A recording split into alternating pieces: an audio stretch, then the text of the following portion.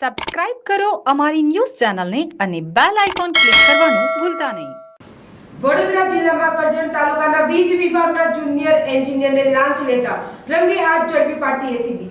વડોદરા જિલ્લાના કરજણ તાલુકાના ગામની ખેતીલાયક જમીનમાં નવું વીજ કનેક્શન મેળવવા સબ ડિવિઝન કરજણ ખાતે અરજી કરી કોટેશન મુજબ ફી ભરવામાં આવી, તેમ છતાં વીજ કનેક્શન આપવાની અવેજમાં 10,000ની લાંચની માંગણી કરેલ. લાંચની રકમ ફરિયાદી આપવા માંગતો ન હોય અને ફરિયાદી દ્વારા એસીબીનો સંપર્ક કરી ફરિયાદ આપવામાં આવેલ, જે આધારે લાંચના છટકાનું આયોજન કરી આરોપી જયમિત કુમાર મહેશભાઈ પટેલને ઝડપી પાડવામાં આવ્યો હતો. જમના ન્યૂઝ સુરત.